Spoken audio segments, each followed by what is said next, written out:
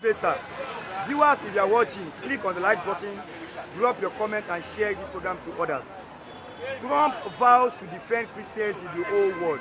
He cries atrocities in Nigeria. Does this mean he would defend the Christians in the northern part of this country to stop the Christian genocide that is happening, especially to the Igbos?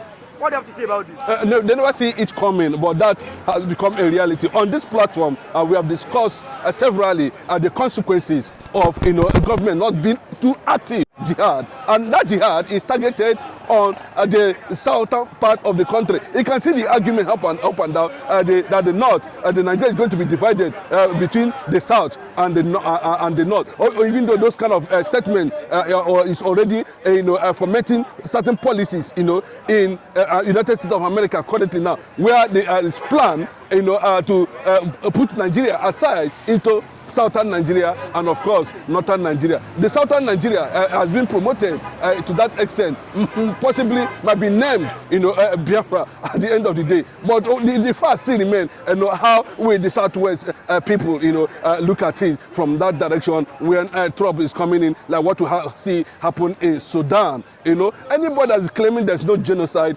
in Nigeria is not saying the fact. You can see that kind of decisive decision taken by the United States of America. I will celebrate, Randy Moore, and we celebrate, Ted Cruz. We celebrate these people because they come out with something that the Nigerian government never see it, coming anyway. Bola Ahmed Tinubu never see this actually coming. But here today, we are talking about something we have been hammering on for years now. The possibility of, creating a nation in Nigeria, where a certain people will feel very safe is the most important thing to be done. I can tell you very clearly, when you're talking about, like I said earlier, the war, the Biafran war was between Christian Biafrans and of course northern Muslims. I don't know how they're going to fracture it. But my appeal that now that the United States government is focusing on Nigeria, there'll be no way out until the solution comes. And I can tell you, there's this clash between the Sultan of Sokoto and Ted Cruz. It's been believed that Sultan of Sokoto has links with, Al-Qaeda and the rest of them, in the network. And this has taken roots, deeply in the north. There's no doubt about it. If you look at the number of people that were killed in Nigeria by jihadists, Boko Haram, we'll name them, all kind of, Islamic sects, greater number of them are, Christians. Unfortunately, Bola Ahmed Tinubu, does not know what to do now. The international arrangement has finally, connections, diplomatic channels has already been severed, across the world. Bola Ahmed Tinubu, Nigeria is on his own now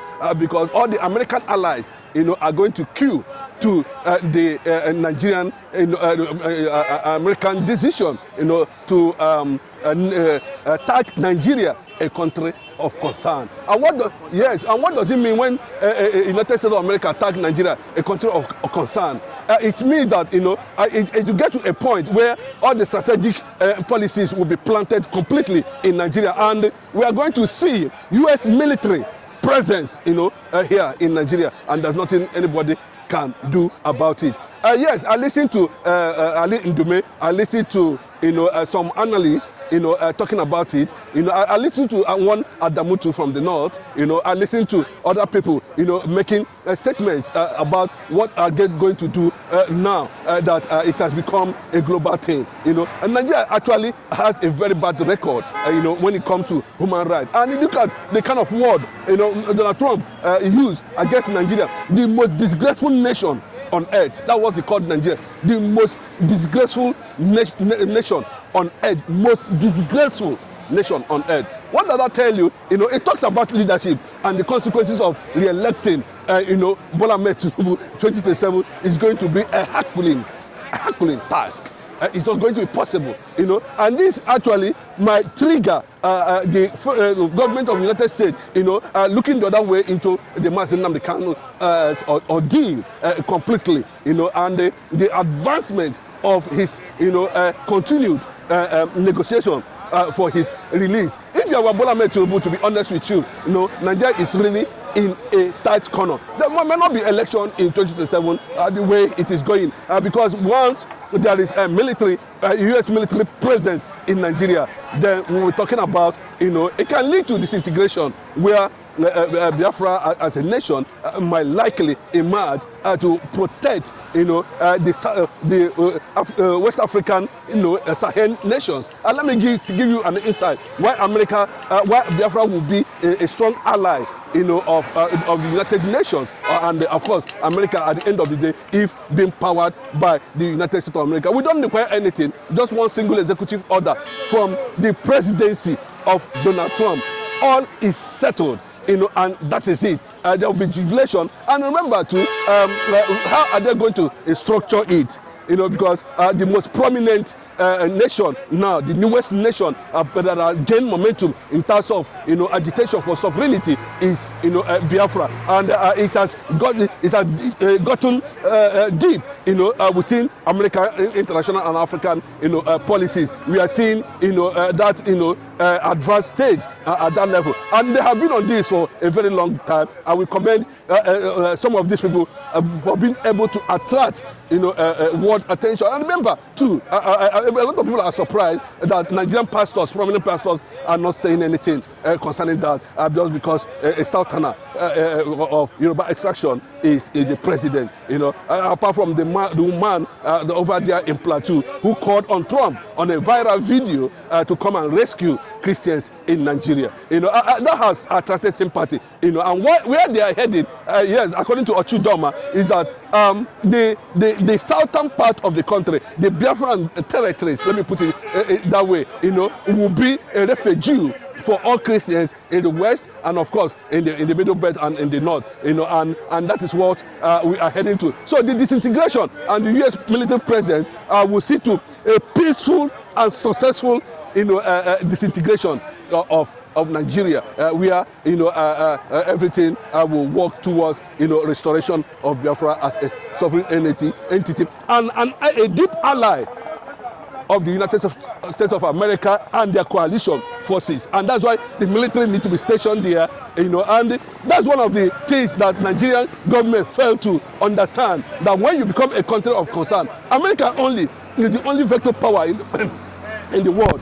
Like I said, just one executive order and everything is gone, and that is what it is. Now, the Christians have suffered, so much in Nigeria. I can tell you, close to millions of Christians have been murdered under conquest agenda and the rest of them. And Bola Ahmed Tinubu government seems not to be trusted, with the way things are going now, currently now. You can see, the top marginalization and the current political conquest that is going on in the eastern part of the country. Where the 5 states we are being shortlisted to just 2 ministers, and all that. And you can see the mass movement of the governors to APC, that have already been tagged as a terrorist organization. I want to say kudos to, because what is actually coming to Nigeria is the first Jewish nation in Africa. There's no two words about it. You cannot pretend about it. It is a reality. And that's why I told some people now, we don't need Nigeria, to negotiate deals from. What we need is international solidarity,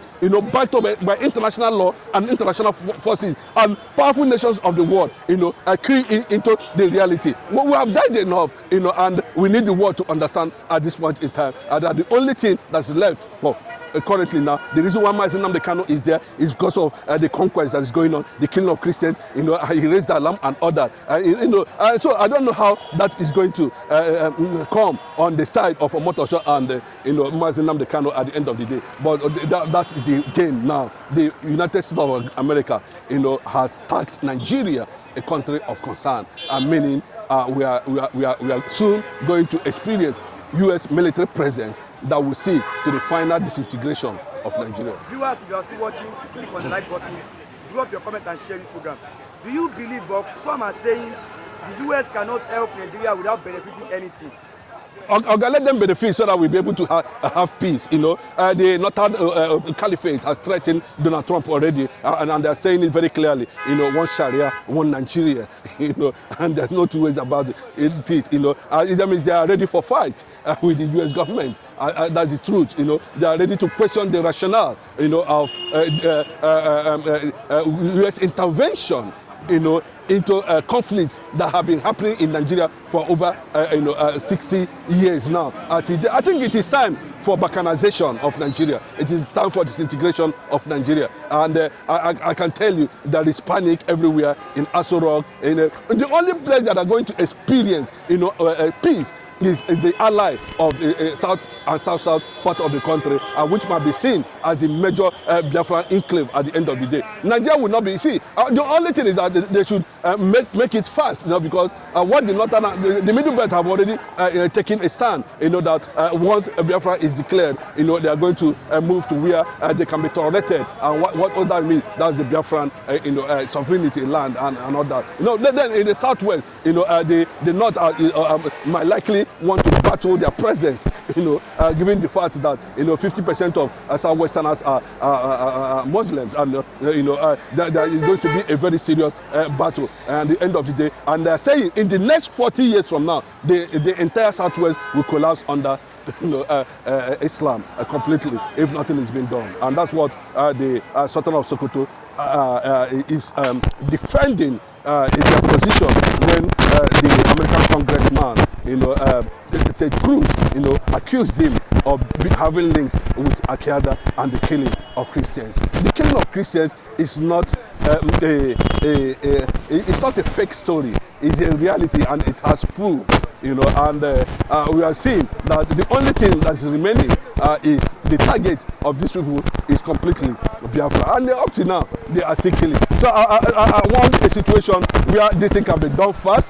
If Nigeria refuses to take action, the only action the government need to do now, is to restructure Nigeria, return Nigeria to regionalism, and allow regional government to take effect with immediately. Return Nigeria to Aburi. Yes, there's no two ways about it. This is how many years now? I can see the level of marginalization of the Igbo people. We are in this present government, we don't have ministers. And you can see the level of oppression, and still these people are coming out to celebrate. It is a sign of when you are not giving political presence and the national presence within the space of things, you are gradually collapsing into uncertainty of conquest, and that's the message. Thank you.